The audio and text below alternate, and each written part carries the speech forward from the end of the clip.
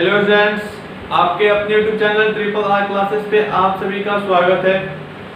तो आज का हमारा जो टॉपिक है वह है द्विघात समीकरण के मूलों की प्रकृति, यानी द्विघात समीकरण के मूल का प्रकृति कैसा होगा, उसका नेचर कैसा होगा, उसके बारे में हम लोग क्या करेंगे, आज डिस्कशन करेंगे कि मूल उसका कैसे निकालेंगे। वो तो हमने डिस्कशन कर चुका है, लेकिन आज देखेंगे कि समीकरण का द्विघात समीकरण कैसा होगा कि उसका हमारा मूल का वैल्यू हम क्या कर सकते हैं, फाइंड कर सकते हैं। अर्थात कहने का मतलब यह है कि उसका वैल्यू क्या आएगा, एक वास्तविक संख्या आएगा या परिमेय आएगा या अपरिमेय आएगा या क्या आ सकता है, या हमारा काल्पनिक संख्या यानी इमेजिनरी नंबर आ सकता है, जो आपको क्लास 11th में पढ़ना है। यानी इमेजिनरी नंबर वह नंबर होता है, मतलब उसको हम डिनोट क्या कहते हैं, किसी भी संख्या रूट के अंदर में अगर -1 आ जाए तो -1 का वैल्यू जो होता है वह रूट अंदर -1 है तो वह क्या होता है, हमारा आयोटा होता है। तो अब देखेंगे बारी बारी से बात क्या होती है कि मूल का वैल्यू क्या क्या हो सकता है।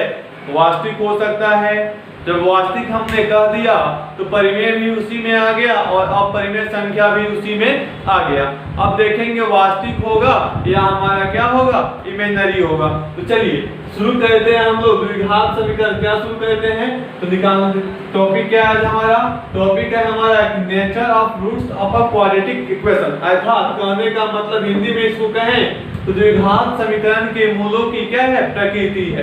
तो मूल की प्रकृति के बारे में पढ़ेंगे कि मूल की प्रकृति होती कैसी है, किसका, तो द्विघात समीकरण का। चलिए देखेंगे। तो हम जानते हैं कि द्विघात समीकरण मैंने आपको पढ़ा चुका है कि किसी भी कोई भी समीकरण जिसका समान रूप क्या हो, ax² + bx + c = क्या हो, 0 हो, तो ऐसे समीकरणों को हम क्या कहते हैं, द्विघात समीकरण कहते हैं। तो हमने उसी को लिख दिया है, 3 भागों में इसको बांटा है कि अगर द्विघात समीकरण दिया है तो मैंने आपको वहां पे सिखाया हुआ था कि द्विघात समीकरण अगर हमारा क्या हो, ax² + क्या bx + c बराबर क्या हो, 0 हो, तो उसका विवेचक निकालते हैं हम। d बराबर विवेचक कहें या विविधकर कहें, दोनों का मतलब एक ही होता है, दोनों को इंग्लिश में हम डिस्क्रिमिनेंट बोलते हैं। वह हमारा b बराबर होता क्या है, d बराबर क्या होता है, b² माइनस क्या होता है, 4ac होता है। यह हमारा क्या है, विवेचक है। तो हमने 3 भागों में बांट दिया कि विवेचक या विविधकर का वैल्यू आएगा, उसी के आधार पे मूल की प्रकृति भी होगी और मूल का मान भी क्या होगा, हम फाइंड आउट कर सकते हैं। तो सबसे पहला काम क्या है, अगर हम किसी समीकरण का वैल्यू विवेचक निकालते हैं, कोई भी द्विघात समीकरण दिया हुआ है और उसका हम विवेचक निकालते हैं, अर्थात विवेचक का मान कोई क्या आ जाए, पॉजिटिव नंबर आ जाए, यानी 0 से बड़ा आए। 0 से बड़ा का मतलब क्या होता है कि कोई भी नेचुरल नंबर आ जाए, कोई भी क्या जाए, नेचुरल नंबर आ जाए, अर्थात प्राकृतिक संख्या आ जाए या पॉजिटिव नंबर भी आप कह सकते हो। तो अगर d का मान 0 से बड़ा आ जाए तो उस कंडीशन में जो हमारा मूल होगा द्विघात समीकरण का वह 2 होगा और दोनों मूल जो होंगे वो भिन्न होंगे। क्या होंगे, दोनों का वैल्यू क्या आएंगी, अलग अलग आएंगी। तो 2 वास्तविक मूल होंगे, 2 रियल मूल होगा, 2 रियल मूल एंड बोथ आर डिफरेंट। जो दोनों होंगे वो दोनों के दोनों क्या होंगे, डिफरेंट होंगे। इसलिए इसका वैल्यू क्या आएगा, तो हमने पढ़ा हुआ था द्विघाती सूत्र पढ़ा हुआ था, तो वहां पे पढ़ा हुआ था कि -b + -√b² - 4ac बटा क्या होता है, तो 2a होता है। तो हमारा 2 वैल्यू आएगा, एक प्लस कर लेके चलेंगे तो एक वैल्यू मिलेगा और एक माइनस लेके चलेंगे तो हमारा एक वैल्यू मिलेगा। अब आते हैं कि अगर हम डिस्क्रिमिनेंट निकालें, अगर हम विवेचक निकालें, यानी द्विघात समीकरण का हम d निकालें और d निकालने के बाद वह हमारा 0 के बराबर आ गया। किसके बराबर आ गया, 0 के बराबर आ गया। तो उस कंडीशन में कहेंगे कि उस कंडीशन में भी 2 वास्तविक मूल होंगे। कितने मूल होंगे, 2 वास्तविक मूल होंगे और दोनों के दोनों क्या होंगे, तो हमारे बराबर होंगे। क्या होंगे, यानी दोनों की वैल्यू आपस में क्या होंगी, बराबर होंगी। और बराबर वैल्यू क्या होगा भाई, तो हमारा -b/2a होगा और -b बटा क्या होगा, 2a। 2 वैल्यू निकला, एक वैल्यू भी -2b, हमने क्या कहा कि बराबर होगा, या -b/2a है, या भी क्या होगा, -b/2a।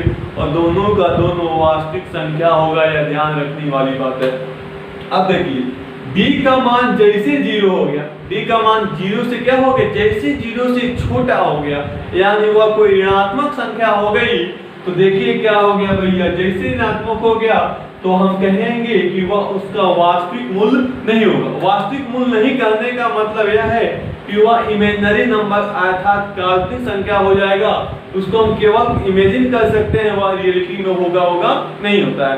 यानी कहने का मतलब कि किसी भी संख्या का आप वर्ग करोगे तो वह कभी भी क्या नहीं आएगा, हमारा ऋणात्मक नहीं आएगा।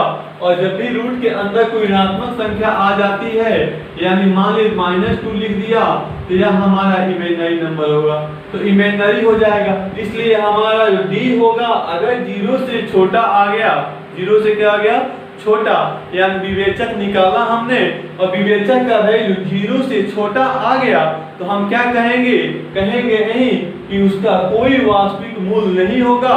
और ध्यान देने वाली बात है, जब वास्तविक मूल्य नहीं होगा तो उस मूल्य का हम वैल्यू भी ज्ञात नहीं कर सकते हैं, अर्थात उस मूल्य का मान भी हम ज्ञात नहीं कर सकते हैं। तो याद रखिए, यह चाहे क्लास 10th के जो एग्जाम होते हैं उनमें एक नंबर का कंफर्म क्वेश्चन इस चैप्टर से आता ही आता है, इस पे एक नंबर डिपेंडेंट है। और बहुत सारे कंपटीशनों में भी क्या होता है, डिपेंडेंट है। बहुत सारे कंपटीशन में भी इससे क्वेश्चन आते हैं कि मूल का वैल्यू क्या होगा, इसका मूल का प्रकृति कैसा होगा। तो यह हमारा जो वीडियो था यह इसी पे था कि मूल की प्रकृति क्या होगी, मूल का वैल्यू क्या होगा। तो मूल का प्रकृति 3 प्रकार की हो सकती है। एक होगा क्या, पहला जो होगा, अगर d का मान 0 से क्या हो, बड़ा हो, यानी विवेचक निकाला, विवेचक का वैल्यू 0 से बड़ा आया, तो 2 वास्तविक मूल होगा और दोनों बराबर नहीं होंगे, अर्थात 2 भिन्न मूल होंगे और उनका वैल्यू क्या होगा, -b plus minus √b² -4ac/2a। आप इसके जगह पे d भी लिख सकते हो, मैंने आपको द्विघाती सूत्र में बताया हुआ है। और जब d का मान 0 के बराबर आ जाए तो 2 वैल्यू आएंगी और दोनों क्या होंगी, 2 वास्तविक वैल्यू होंगी, 2 वास्तविक मूल होंगे और दोनों के दोनों क्या होंगे, बराबर होंगे। अब वैल्यू क्या होगा, -b/2a और -b क्या होगा, 2a होगा। और b का मान जब 0 से छोटा होगा तो b² -4ac, यानी क्या, अर्थात b² -4ac और 0 से छोटा आ गया तो उसका कोई मूल नहीं होगा। आंख मूंद के आप कह दोगे कि वह कोई उसका वास्तविक मूल नहीं होगा और उसका हम वैल्यू भी फाइंड आउट नहीं कर सकते हैं। आगे कक्षाओं में आपको पढ़ना है कि फाइंड आउट करेंगे, इमेजिनरी वैल्यू हमको वह मिलेगा, तो उसका वास्तविक मूल्य नहीं होगा। याद रखना है, उसका वास्तविक मूल्य वैल्यू होगा लेकिन वास्तविक नहीं होगा, यानी रियल नंबर नहीं होगा। तो आज का वीडियो हम यहीं पे समाप्त करते हैं और फिर आपको हम नेक्स्ट चैप्टर में मिलेंगे। तब तक के लिए धन्यवाद। घर पे रहें, सेफ रहें और सुरक्षित रहें और चैनल को सब्सक्राइब करें, ज़्यादा से ज़्यादा वीडियो को लाइक करें और शेयर, ज़्यादा से ज़्यादा अपने दोस्तों में इस वीडियो को शेयर भी करें। धन्यवाद।